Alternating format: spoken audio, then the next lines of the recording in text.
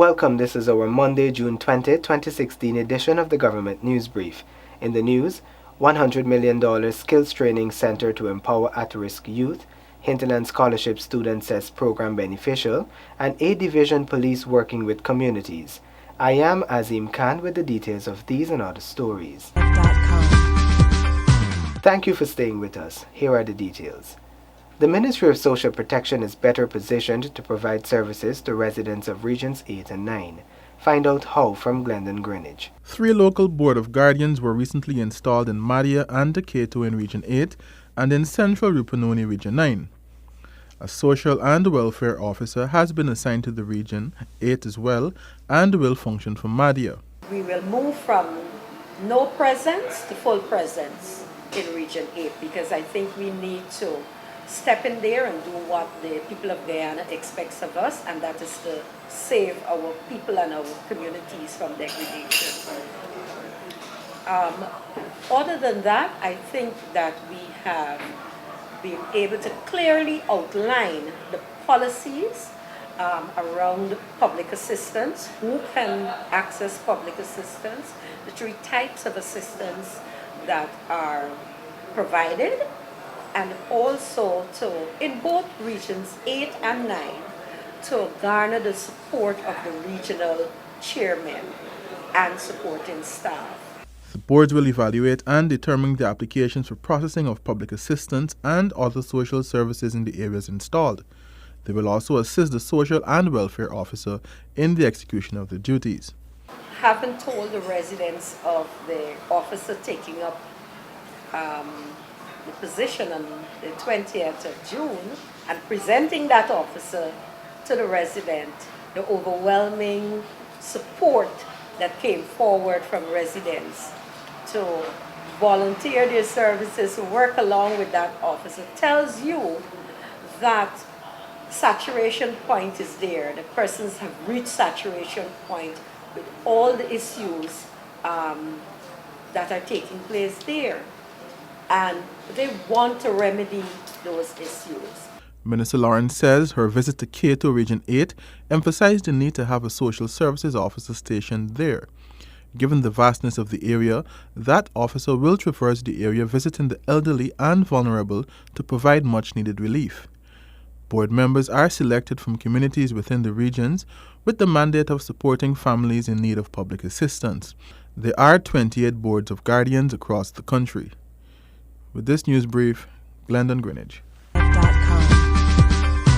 The Guyana Police Force is working hard to become a part of the communities they serve.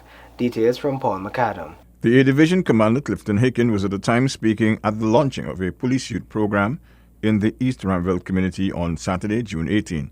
Commander Hicken said that the Guyana Police Force has recognized the need to become and be seen as a part of the communities that they serve. So we started off with Impact Augustine. After 3 months, we would have seen some progress. Other areas called for similar postures within the community.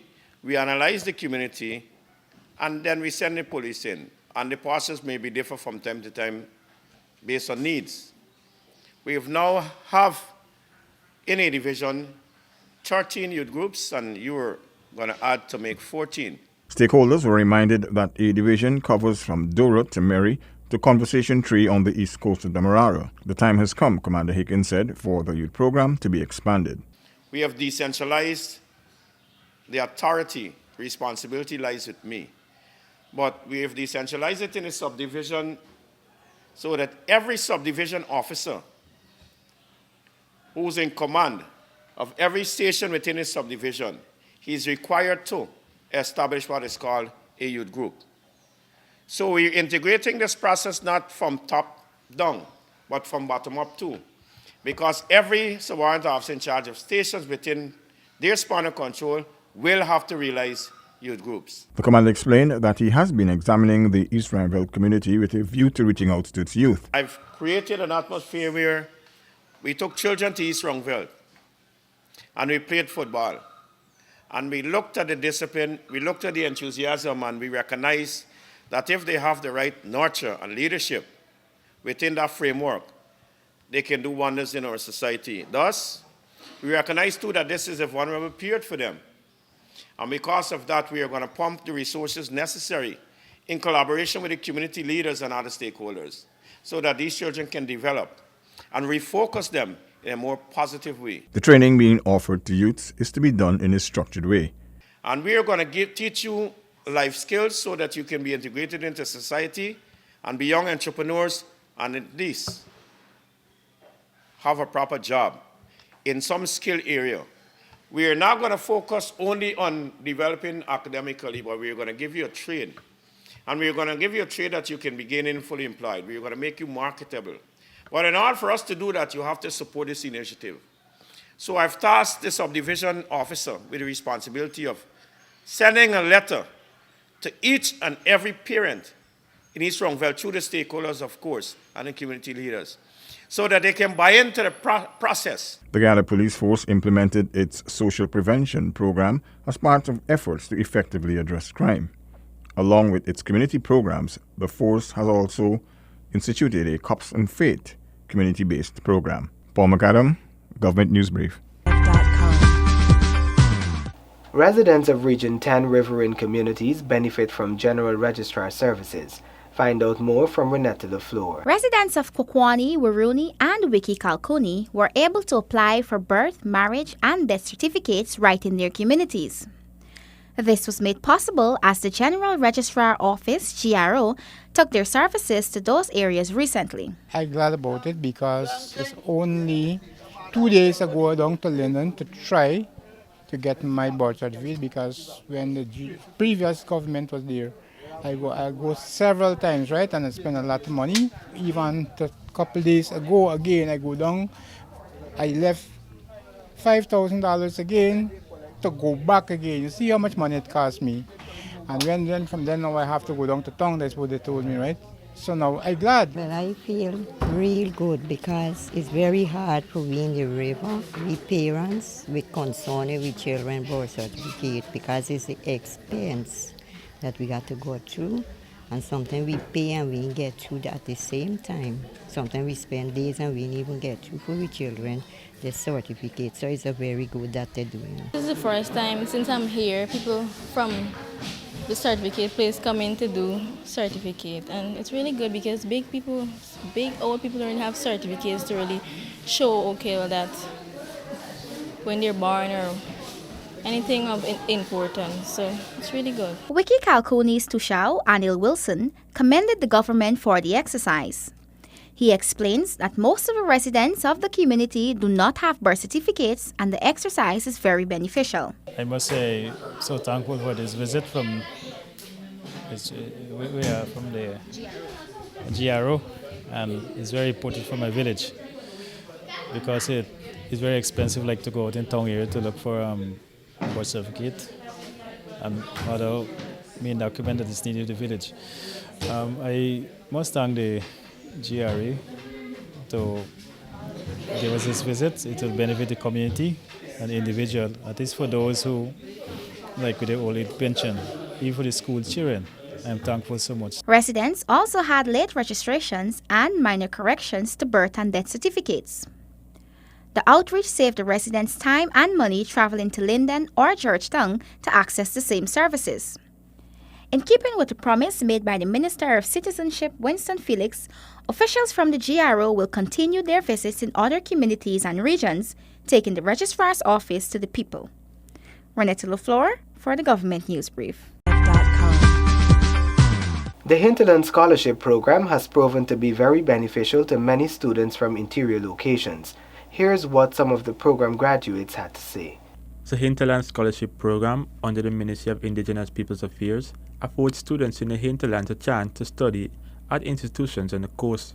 Over the years, the program has turned out graduates, many of whom have returned to serve their villages. Hear what some of the most recent graduates have to say about the program. For the eldest child of a middle-class family of 6 children, this scholarship has gone great bounds in bettering my education, in a place where the thirst for knowledge is not adequately quenched due to financial and social differences. But today, I can stand and commend the Indigenous Affairs Division for transforming what was once a desert sweltering of educational oppression into an oasis of academic development. The roots of education are indeed bitter, Ms. Daly, but the fruits are sweet in Telomano. This endeavor, however, would not have been a successful one without the support and help that we were all privileged to acquire from this very Hinterland Scholarship Program. This program provided great support for us all throughout the 5 years, right from the pocket allowance, Max, you know what I'm talking about, to covering our CXC and CAPE fees. This scholarship has been very beneficial to us in terms of improving our academic abilities and help us to be an inspiration to others. We therefore would like to say a special thanks to the Ministry of Indigenous People Affairs for providing us Hinterland students with the opportunity to benefit from this program. The Hinterland Scholarship Program enables students to pursue quality secondary, tertiary, and technical education not accessible in their communities. Isaiah Braithwaite, Government News Brief. A $100 million training center at Sophia will provide programs for at-risk youths. More in this Kadaki Amsterdam report. Assistant Director of Youth at the Department of Youth, Sport and Culture, DYSC, Ministry of Education, Leslyn Boyce, says a new training facility is under construction in the Sophia area. We are building a new training center, and that is a $100 million project. We started phase 1 in our last budget. We are at phase 2, and that work would be commenced shortly. So we would be spending another $25 million from this budget. The building will contain 4 classrooms for the Youth Entrepreneurship Skill Training (YEST) program. Phase 1 of the construction was started in the last quarter of 2015 at a value of $15 million. Meanwhile, more than 100 youths are undergoing training in several skills at the Sophia Training Complex. Sophia, we have 6 programs over there. The electrical installation, refrigeration, an AC, masonry, catering, information technology. Youth Entrepreneurship Skill Training, or YEST, was started in 2000 and aims to train at-risk youths in several skills areas to make them work-ready. More than 100 youths are currently enrolled in the program. Kedaki Amsterdam, Government News Brief. That concludes today's edition of the Government News Brief. The details of these and other stories can be found on our website. Stay updated, subscribe to our website and YouTube channel, and follow us on Facebook. The Government News Brief is a production of Gina. Do join us again tomorrow for another edition of the Government News Brief. Thank you for watching.